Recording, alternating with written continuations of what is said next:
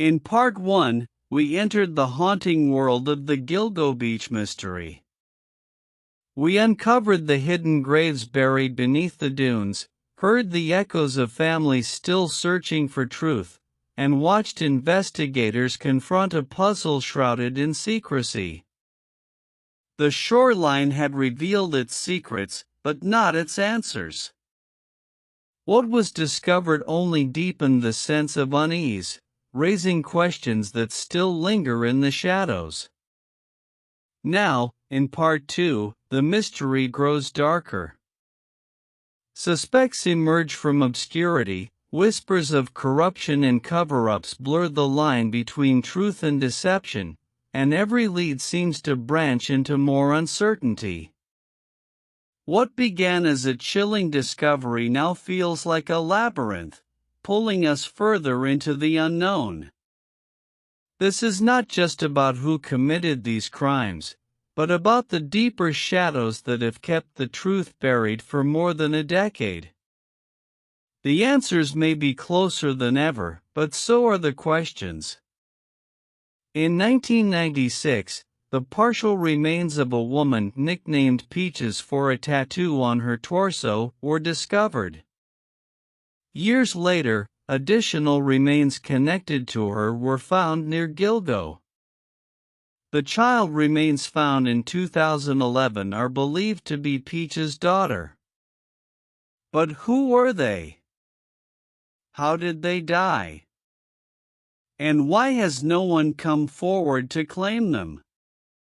The unanswered questions haunt not only the families but also investigators. Did the killer keep trophies? Did he act alone?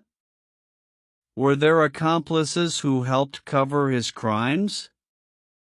And perhaps most chilling, if the bodies had never been discovered by accident, would the murders still be continuing to this day? True crime cases rarely tie up neatly with a bow. The Gilgo Beach murders, even with an arrest, remain a tapestry of shadows. The unsolved threads are a reminder that justice is rarely complete. And for every case that makes headlines, countless more remain in silence, lives lost, killers unpunished, questions unanswered. The story of Gilgo Beach is both a triumph of modern forensics and a cautionary tale about how much can remain unknown, even in the age of science. We know more than we did a decade ago. But we do not know everything. And perhaps, we never will. The Long Island serial killer case is not unique in its shadows. Across America, other serial murders remain unsolved, other communities left with more questions than answers. To understand Gilgo, we must see it in a larger pattern, a nation haunted by predators who vanish into the night, leaving behind mysteries that decades of investigation still cannot solve. Take the case of the West Mesa bone collector. In 2009, on the outskirts of Albuquerque, New Mexico, a woman walking her dog stumbled upon human bones. Police unearthed the remains of 11 women, many of them connected to drugs and sex work. Like Gilgo, the victims were marginalized. Like Gilgo, the bodies had been left in a desolate stretch of land. And like Gilgo, the killer has never been identified. Was he a trucker passing through? A local predator? A man who died before police ever caught up with him? To this day, the West Mesa bone collector remains a ghost. Then there is the Highway of Tears in Canada, stretching across British Columbia, where Indigenous women have vanished for decades. Though not confined to one killer, the story echoes Gilgo in its tragedy: women disappearing without serious investigation, families begging for justice, and police accused of ignoring cases because of the victims' lifestyles or backgrounds. In Long Island itself, parallels are often drawn to the case of the torso killer, Richard Cottingham, who operated in New York and New Jersey in the 1970s and 80s. Cottingham confessed to dozens of murders long after his conviction. Could predators like him have inspired or overlapped with Gilgo? The question lingers. The Gilgo murders also call to mind the story of the Green River Killer, Gary Ridgway, who stalked sex workers in Washington state. For years, Ridgway evaded police, dumping bodies in rivers and wooded areas. It was only DNA technology decades later that finally identified him as the killer. His case set a precedent for how long justice can take and how killers can hide in plain sight for years. What ties all of these cases together is a troubling theme. The victims are often those society overlooks. Women living on the margins. Sex workers. Runaways. Addicts. People who vanish quietly, and whose disappearances do not make headlines until the bodies pile up. Gilgo Beach is just one chapter in a much larger story, the story of how society's most vulnerable become prey. The mysteries remain. Was the Gilgo killer unique, or just part of a long line of predators exploiting the same blind spots? And if these other killers were never caught, how many more might still walk among us? For families and communities, the comparisons bring both comfort and despair. Comfort, in knowing they are not alone in their grief. Despair, in knowing that sometimes justice never comes. To understand the Long Island serial killer, we must step into the most unsettling place of all, the killer's mind. What drives a man with a family, a career, a seemingly ordinary life, to stalk, kill, and conceal? The answers lie in the shadows of psychology. And while every serial killer is different, patterns emerge. Experts describe many serial predators as organized offenders. They plan their crimes meticulously. They select victims with purpose. They choose dump sites carefully, often returning to the same locations because it gives them control. The burlap wrappings, the burner phones, the isolated stretches of Ocean Parkway, these were not random. They were calculated. This kind of control is a hallmark of the organized killer. Psychologists also identify traits of psychopathy in serial killers. Charm that hides manipulation. A lack of empathy. An absence of remorse. A shallow, performative life on the surface. Neighbors described Rex Hoyerman as quiet, awkward, but unremarkable.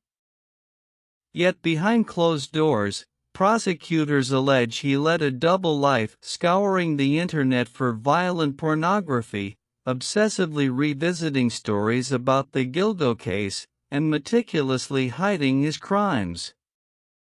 What makes men like Hoyerman so chilling is their ability to blend in. Ted Bundy was a law student. Dennis Rader, the BTK killer, was a church leader. Gary Ridgway was a factory worker and family man. They are not monsters in appearance. They are ordinary until they are not. That ordinary mask makes them invisible predators. But why sex workers? Why target those on the margins? Psychologists argue that killers often select vulnerable victims because they are easier to lure, less likely to be reported missing quickly, and less likely to draw police attention. It is a cruel calculation, to prey on those society overlooks. In Gilgo, this calculation delayed justice for years. Serial killers also kill for different motives. Some seek sexual gratification. Some hunger for power and dominance. Others chase the thrill of hunting, a twisted addiction that grows with each act. What unites them is the compulsion. It is rarely about money or revenge. It is about feeding a darkness that cannot be satisfied.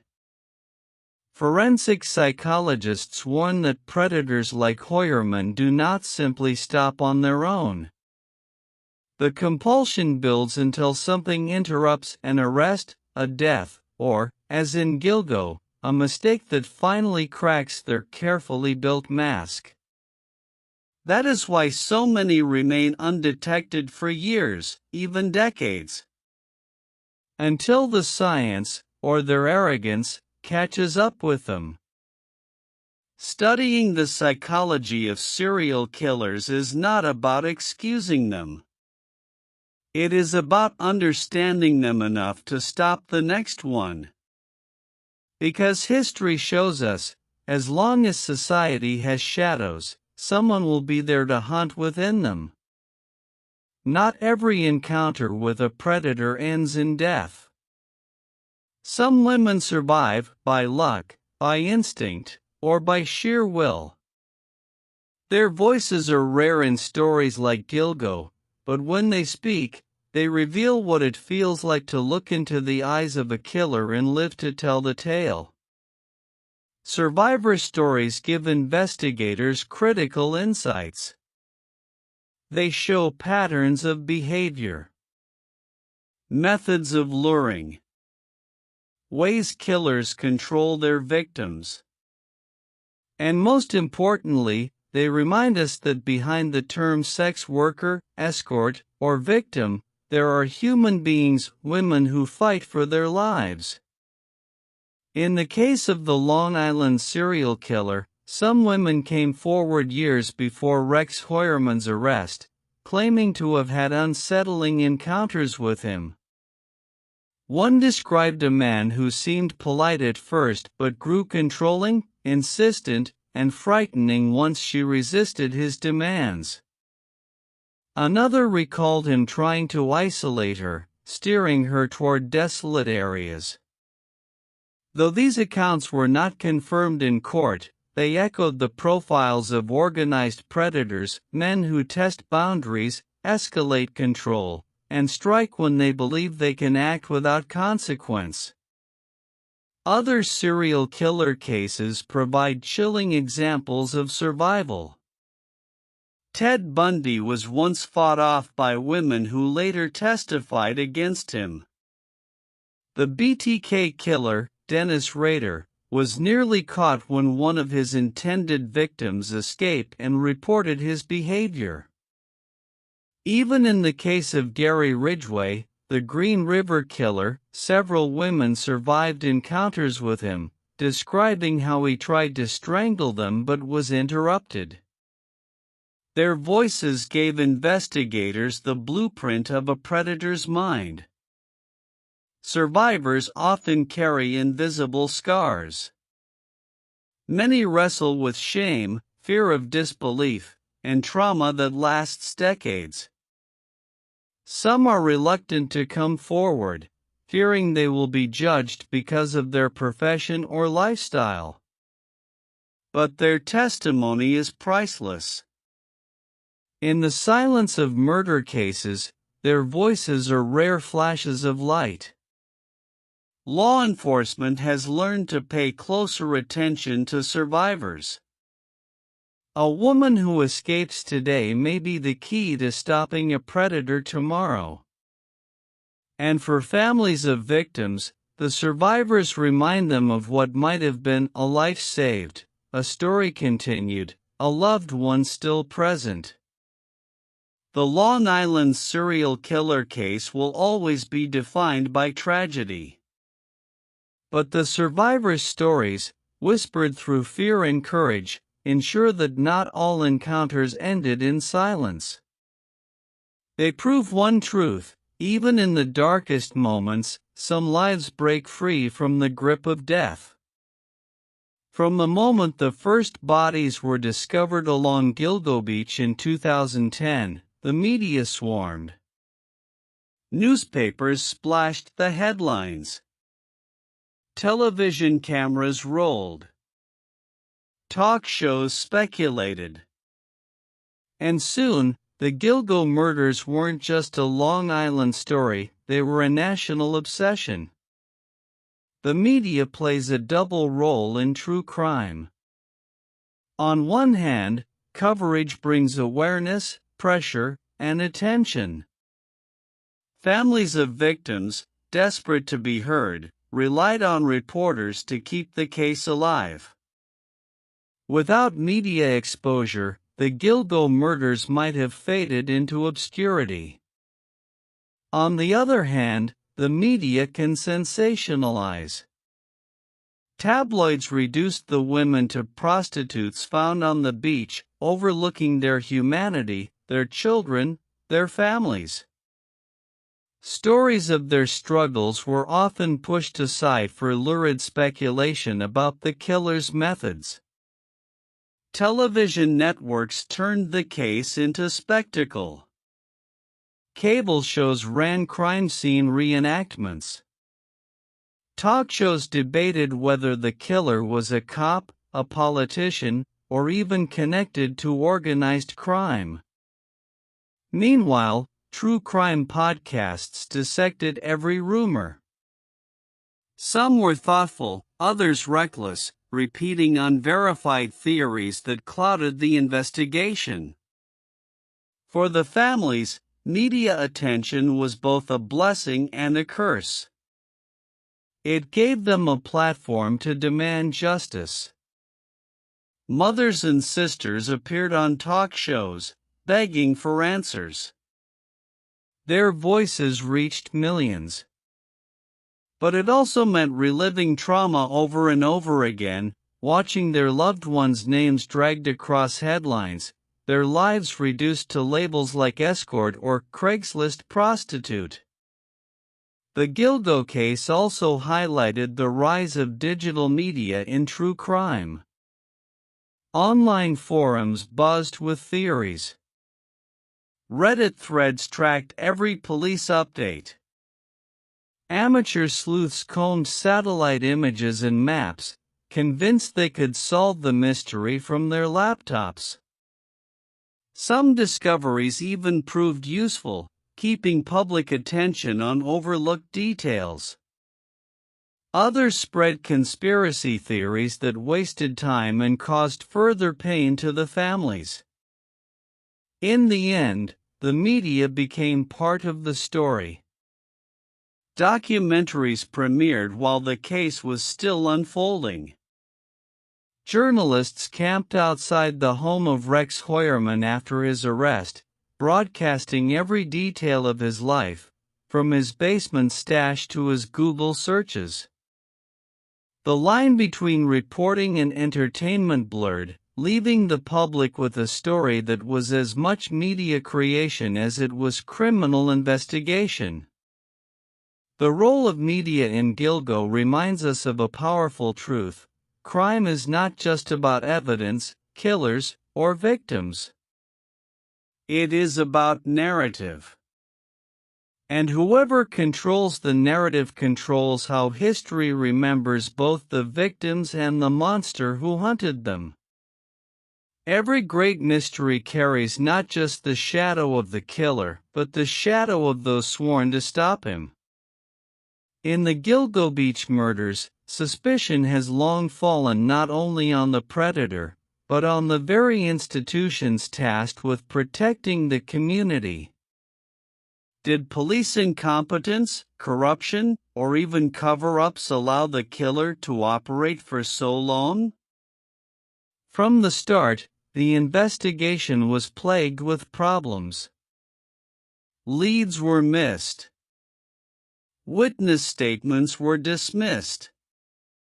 Families say their cries for help went unheard. The fact that Shannon Gilbert's 23-minute 911 call, the call that led police to the beach, was withheld from the public for over a decade fueled anger and distrust. Why, families asked, would police hide such critical evidence? Then came the scandal inside Suffolk County law enforcement. In 2012, Police Chief James Burke was accused of assaulting a suspect and later sentenced to federal prison for obstructing justice. Burke's fall from grace was no minor embarrassment. It raised serious questions about whether corruption at the highest levels compromised the Gilgo investigation. Whispers spread that Burke, and perhaps others, had personal reasons for keeping the case quiet.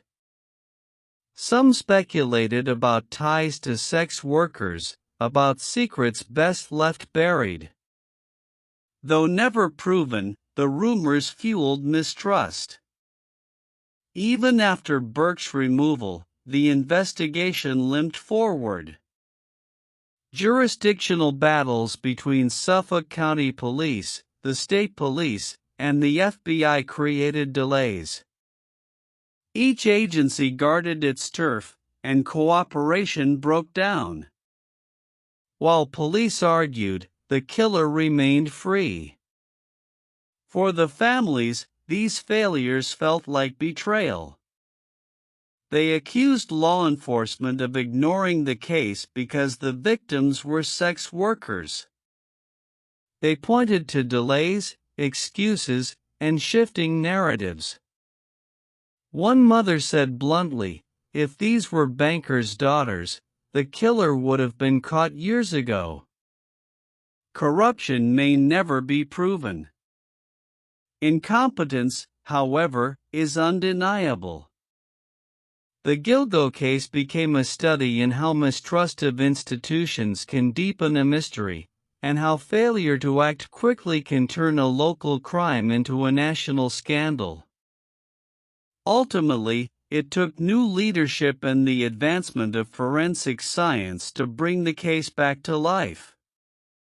But the scars of corruption linger.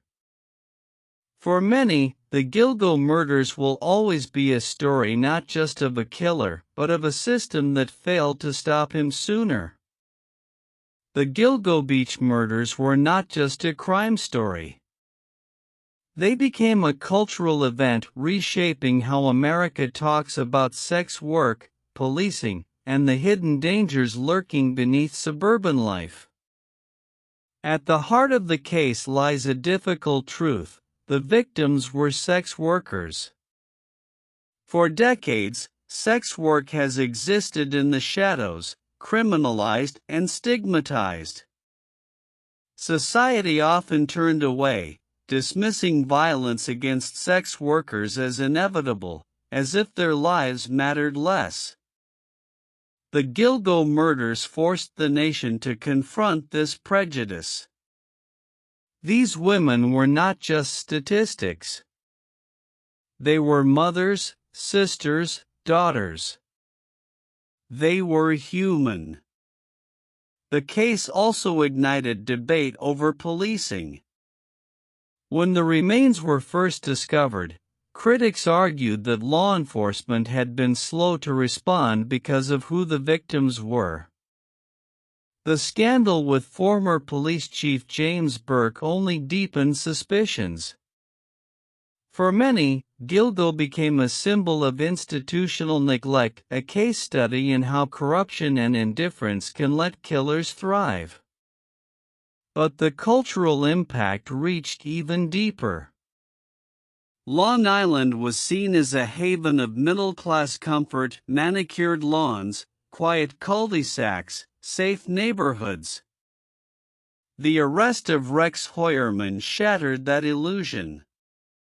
Here was a man who lived a seemingly normal suburban life, riding the train into Manhattan, working as an architect, returning home to his wife and children, all while allegedly hiding a monstrous secret. The Gilgo case reminded America that evil does not always look like a stranger in the shadows. Sometimes, it lives next door. Popular culture absorbed the story.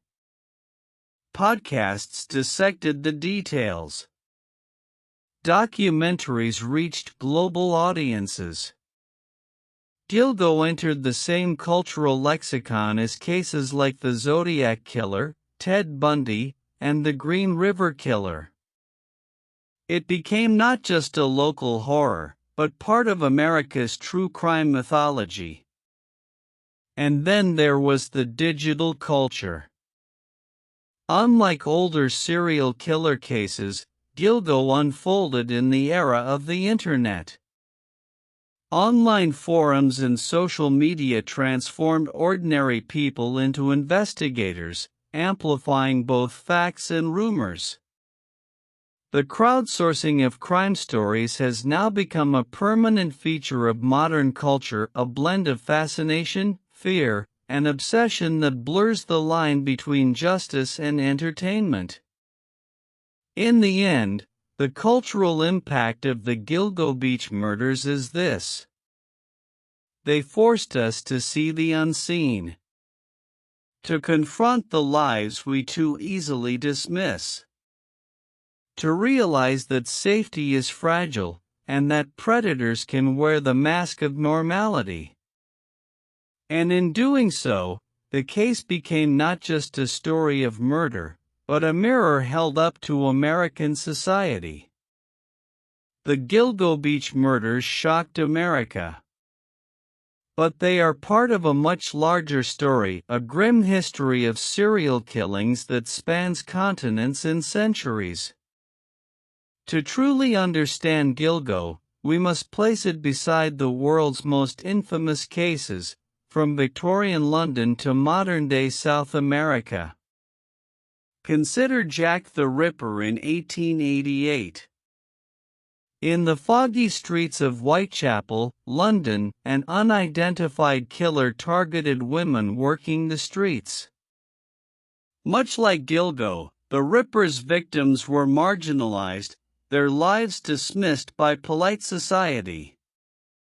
The press sensationalized the murders, and police bungled the case, creating a template for the modern mystery. Over a century later, Jack the Ripper still haunts popular imagination, just as Gilgo now does. Or look at the Green River Killer, Gary Ridgway, in Washington state.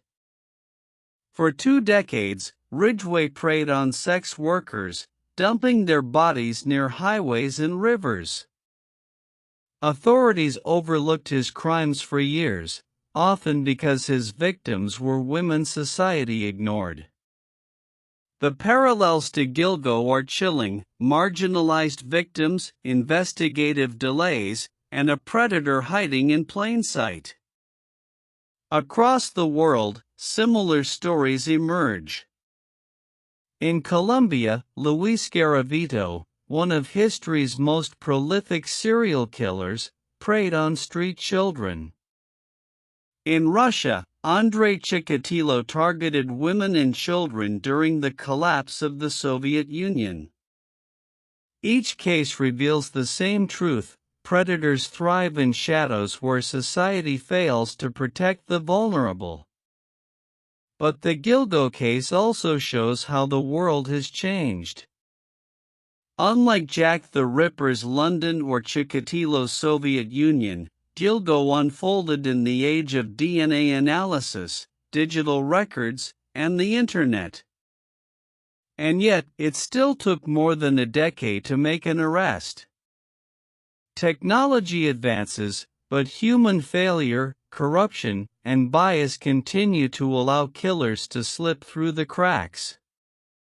The global context also shows us how these cases resonate far beyond their borders. The Gilgo Beach murders have been reported in Europe, Asia, and Africa. They became part of the global fascination with true crime, the same fascination that once made Jack the Ripper an international legend. In the end, Gilgo is both unique and universal. Unique in its setting, the beaches of Long Island, the suburbs of New York. Universal in its themes, victims overlooked, systems that failed, and evil hiding behind an ordinary mask. By placing Gilgo in the global lineage of serial killers, we see the tragedy not just as a local crime, but as part of humanity's long, haunting struggle with monsters among us. Behind every crime scene, every headline, every police report, are the families. For more than a decade, the relatives of the Gilgo Beach victims have lived with unanswered questions, with grief that refuses to fade, and with the constant reminder that their loved ones' names are tied forever to a killer's legacy. Their pain began not with the discovery of the bodies, but long before, in the days and weeks when their daughters and sisters went missing. For many, those disappearances were met with silence. Some say their calls to police were dismissed because the victims were sex workers. Others recall the helplessness of searching on their own, driving streets, calling hospitals, waiting by the phone for news that never came. When the remains were discovered in 2010 and 2011, grief turned to devastation. Families were forced to identify their loved ones by dental records, DNA, or fragments of bone. Funerals became painful reminders that their daughters had been reduced to case numbers and headlines. Some clung to memories, the sound of laughter, childhood birthdays, promises never fulfilled. Others struggled with shame, anger, and the harsh judgments of a society that too often saw the victims as just prostitutes. Shannon Gilbert's family, in particular, fought not only for answers but for recognition. For years, police insisted Shannon's death was an accident, unrelated to the Gilgo murders. Her family disagreed. They pushed for her case to be investigated alongside the others. Her mother, Mari Gilbert, became a tireless advocate until her own life ended tragically in 2016, murdered by another daughter who suffered from mental illness. The Gilbert family's grief became a story within a story, layered with tragedy upon tragedy. Other families too became advocates. They stood in front of cameras, demanding that their daughters not be forgotten. They worked with journalists, pushing for the case to stay in the public eye. They endured rumors, speculation, and media portrayals that often hurt as much as they helped. But through it all, they reminded the world of something simple: their loved ones were more than victims. They were people, deserving of dignity. Even after Rex Heuermann's arrest, families expressed mixed emotions. Relief, yes, but also pain that it had taken so long. Some said justice had already come too late. Others wondered whether all the victims would ever be fully accounted for, or whether the mystery still hides more secrets beneath the sands of Long Island. For the families, grief is not a chapter that closes. It is a lifetime of absence. A seat at the table that will never be filled. A voice on the other end of the phone that will never be heard again. And as long as the Gilgo case is remembered, their pain will echo with it. In the next episode, we turn to the world of online sleuths, the digital detectives who tried to crack the Gilgo case from behind their screens. In the age of the internet, no crime stays local for long. The Gilgo Beach murders, like so many modern mysteries, sparked an online movement. Digital detectives, working from their bedrooms and basements, tried to solve the case themselves. Some offered insight. Others spread chaos. Together, they created a parallel investigation, one that unfolded in forums, podcasts, and social media feeds across the world. Reddit threads ran for years, with thousands of comments debating every clue.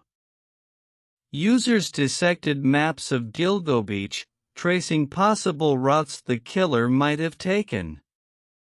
They speculated about police corruption, about suspects with powerful connections, about secret burial sites further inland. Some users became so invested they visited the area in person, photographing marshes and beaches, hoping to uncover evidence the police had missed.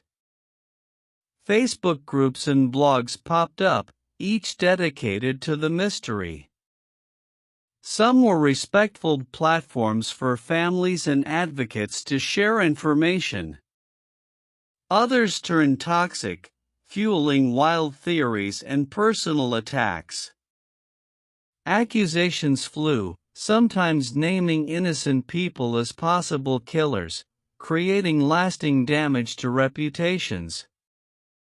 Podcasters also entered the fray. True crime shows with global audiences devoted entire seasons to Gilgo. They interviewed experts, analyzed timelines, and replayed the 911 call that started it all. For many listeners, podcasts became their first introduction to the case, proving that online media could shape the narrative just as much as traditional journalism. Online sleuthing had its successes. Crowdsourced efforts uncovered inconsistencies in police statements. Bloggers highlighted the corruption scandal involving former police chief James Burke long before it made headlines. But it also had its failures. Some internet detectives became so fixated on their theories that they spread misinformation, adding noise instead of clarity. The Gilgo case illustrates the double-edged sword of online sleuthing. On one side, a powerful collective brain that refuses to let a case go cold. On the other, the danger of obsession, conspiracy, and unverified claims. For families, this digital world was both a lifeline and a burden, amplifying their voices, but also subjecting them to rumors and speculation that reopened wounds. In the end, the online sleuths didn't catch the killer. DNA, police work, and modern technology did that. But their relentless attention ensured the case never faded. They kept the spotlight burning, and sometimes, that's what justice needs most.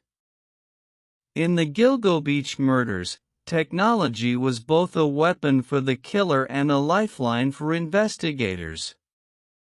From burner phones and encrypted messages to DNA databases and cell tower pings, this case became a battle fought as much in the digital world as in the physical one. The killer used burner phones to contact his victims, prepaid devices that left little trace. Records show multiple calls were made to several women, sometimes from different locations across Long Island. The phones were eventually traced to areas linked to the suspect, but at the time, they seemed nearly untraceable, creating a web of confusion for investigators. Technology also preserved one of the most chilling pieces of evidence: Shannon Gilbert's 911 call. For 23 minutes, Shannon pleaded for help, her voice breaking with fear. The recording captured not just her terror, but a mystery. Was she running from a client, from the killer, or from something else entirely? That call remains one of the case's most haunting artifacts. But technology was not only the killer's tool. It became the key to solving the case. Investigators turned to cell tower data, analyzing where the burner phones had connected. They mapped patterns: calls made near the victims' homes, and chillingly, calls made near the suspect's residence in Massapequa Park. Then came the breakthrough: forensic genealogy. Just as it had caught the Golden State Killer, genealogy helped narrow the pool of suspects in Gilgo.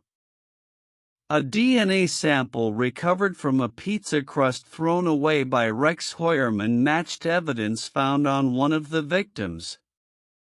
In that moment, technology delivered what years of speculation and theories could not: a concrete link between suspect and victim. But the story of technology in Gilgo is not just about progress. It's also about limitations. For years, the evidence existed but went unused. Burner phones were hard to trace, DNA databases were underdeveloped, and interagency cooperation was weak. The tools were there, but the will, or the leadership, was not. In the end, Gilgo was a story of technology as both shield and sword. The killer believed technology could hide him. But it was technology, in the hands of patient investigators, that ultimately pulled the mask away. For more than a decade, the Gilgo Beach killer remained a ghost.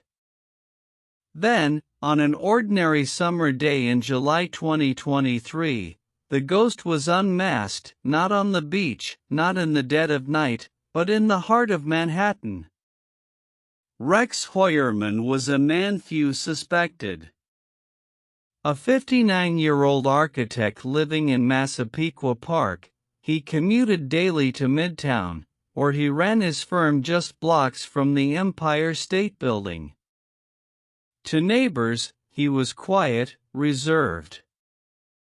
To colleagues, a workaholic. To his family, a husband and father. No one imagined he was about to be accused of being the Gilgo Beach serial killer. The arrest came after months of careful surveillance. Investigators had tracked Hoyerman's movements, monitoring his internet searches, his phone records, and even his trash. The crucial break came when detectives recovered a discarded pizza box from outside his Manhattan office. DNA from the crust matched genetic evidence found on one of the victims. In that moment, the ghost had a name. On July 13, 2023, police made their move. As Hoyerman left his office, he was surrounded. The busy streets of Manhattan became the stage for one of the most shocking takedowns in modern American true crime. Bystanders watched in disbelief as plainclothes officers led a tall, heavy-set man into custody. The ordinary commuter was now a suspect in one of the nation's most infamous serial killings. Back in Long Island, search teams descended on his home. What they found stunned the public: a cluttered, windowless basement, boxes of evidence, firearms, and other items still under investigation. Every corner of his life was suddenly under a microscope. The suburban street filled with news crews, neighbors whispering that they had lived beside a suspected killer all along. Prosecutors quickly charged Hoyerman with the murders of Melissa Barthelemy, Megan Waterman, and Amber Costello, three of the women whose remains were found along Gilgo Beach. He later faced additional charges connected to Maureen Brainerd Barnes, with investigations ongoing into other remains discovered in the same area. The arrest brought relief, but also shockwaves. After more than a decade, the Long Island serial killer was no longer a faceless mystery. He had a name, a home, a family, a job, and he had walked among his community unnoticed. For many, it was a chilling reminder: monsters can look ordinary. The arrest of Rex Hoyerman was only the beginning. In the American justice system, an arrest is not a conviction. What followed was a long, complex, and highly publicized legal battle, one that would determine whether the man accused of being the Gilgo Beach killer would spend the rest of his life behind bars. Prosecutors built their case around forensic evidence. They highlighted DNA collected from Hoyerman's discarded pizza crust, which matched genetic material found on one of the victims. They presented cell tower data linking burner phone calls to locations near his home and office. The evidence suggested planning, consistency, and presence. To prosecutors, it was the digital fingerprint of a predator. They also introduced disturbing details from Hoyerman's internet searches. Records revealed a dark pattern: searches for violent pornography, sex workers, and updates on the Gilgo Beach case itself. This digital trail painted a picture not of a random suspect, but of a man obsessed with the very crimes he was accused of committing. But the defense struck back. They argued that the evidence was circumstantial, that DNA could be contaminated, that burner phones were unreliable indicators of guilt. They questioned the chain of custody, the years of delays, and the possibility that another killer could still be at large. Hoyerman's lawyers also emphasized the absence of direct eyewitness testimony. No one, they argued, had ever seen him with the victims. The defense sought to introduce doubt at every turn, reminding jurors that suspicion is not proof. As the trial unfolded, families of the victims filled the courtroom, sitting just feet away from the man accused of taking their loved ones. Some wept quietly. Others stared at Hoyerman with a mixture of rage and disbelief. For them, the courtroom was not only about evidence. It was about recognition, about finally being heard after years of silence. Outside the courthouse, media frenzy exploded. Cameras lined the steps. True crime podcasters analyzed each day's proceedings. Every motion, every objection, every piece of testimony became headline news.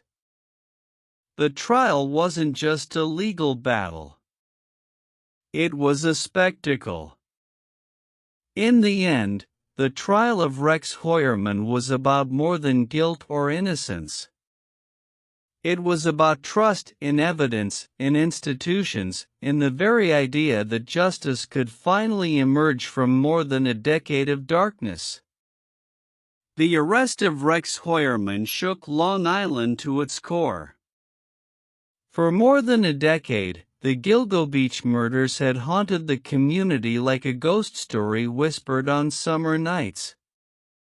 Now, the ghost had a face, and it belonged to a man who lived among them all along. In Massapequa Park, where Hoyerman lived, the quiet suburban street became a spectacle. Neighbors watched as investigators combed through his house, removing boxes of evidence and searching for hidden rooms. Some expressed disbelief, saying he seemed ordinary, a commuter, a father, a man who shoveled his driveway in winter like everyone else. Others admitted to feeling a shiver of recognition, recalling odd encounters or unsettling glances that now took on new meaning. For the wider Long Island community, the arrest brought a mix of relief and unease. Relief that someone had finally been caught. Unease that the suspect had lived undetected for so long, moving freely through their neighborhoods, their train stations, their supermarkets. Businesses near Gilgo Beach reported an increase in visitors, some drawn by morbid curiosity, others by a need to pay respects. True crime tourism, a strange modern phenomenon, touched Long Island as journalists, podcasters, and curious onlookers walked the same sand where investigators once searched for bodies. Families of the victims, meanwhile, continued their advocacy. For them, justice was not just about one arrest, but about recognition, dignity, and systemic change. They called for reforms in how police treat cases involving sex workers. They demanded answers about why it had taken so long to act. Long Island itself changed, too. The Gilgo case became part of its identity, woven into the region's history alongside its beaches, its commuter trains, and its suburbs. It served as a reminder that beneath the surface of any community, even the most peaceful darkness can hide. But perhaps the most lasting impact was the erosion of trust. Trust in neighbors, trust in institutions, trust in safety itself. The arrest of Rex Hoyerman proved that evil does not always come from far away. Sometimes, it lives just across the street. The arrest of Rex Hoyerman marked a turning point in the Gilgo Beach investigation. But even with a suspect in custody, mysteries remain, shadows that continue to stretch across Long Island. One of the biggest questions is simple, yet haunting: was Hoyerman the only killer? The remains found along Gilgo Beach in 2010 and 2011 included multiple victims, with varying causes of death and circumstances. Some investigators believe the evidence points to more than one perpetrator. Could Hoyerman be guilty of only part of the puzzle, while another predator still walks free? Another mystery surrounds the timeline. How did a man accused of multiple murders live an apparently ordinary life for so long without detection? Did law enforcement overlook early warning signs? Were opportunities missed to catch him years earlier? For families of the victims, these questions sting as much as the crimes themselves. There are also lingering doubts about motive. Serial killers often leave patterns, rituals, or confessions that shed light on why they did what they did. But in the Gilgo case, much remains unknown. What drove the killer, or killers, to target these women? Why these victims, at this time, in this place? And then there are the unidentified remains. Several sets of bones found along Ocean Parkway still have no names, no families to mourn them publicly. Without full identifications, closure is impossible. Each unnamed victim represents not just a life cut short, but a question left hanging. Some investigators and journalists also question the role of technology. Did advances in DNA, cell phone tracking, and digital forensics finally expose Hoyerman, or did those tools only scratch the surface? Could more answers be hidden in the data waiting for breakthroughs that have not yet arrived? Ultimately, the Gilgo Beach murders remain partly unsolved. Even with an arrest, the story is not finished. Too many questions remain unanswered. Too many shadows linger on the shoreline. The Gilgo Beach murders were not just a crime story. They became a cultural phenomenon, a mystery that captured headlines, documentaries, podcasts, and late-night conversations around the world. From the earliest discoveries of remains in 2010, the media swarmed Gilgo Beach. Helicopters hovered above the dunes. Reporters interviewed neighbors, grieving families, and investigators. Every detail, real or speculative, became fuel for the public's imagination. True crime media played a central role. Podcasts dissected timelines and suspects. YouTube channels mapped out theories. Television networks produced primetime specials. For audiences hungry for answers, Gilgo became a modern legend, a story as gripping as any fictional thriller, yet horrifyingly real. But the flood of attention had consequences. For families of the victims, the constant spotlight was both a blessing and a curse. The media kept pressure on investigators to solve the case, ensuring it was never forgotten. Yet it also meant their loved ones' lives and deaths were consumed as entertainment. As time passed, the case entered the realm of myth. It became a story about shadows on a beach, a killer hiding in plain sight, a reminder that even peaceful communities harbor darkness.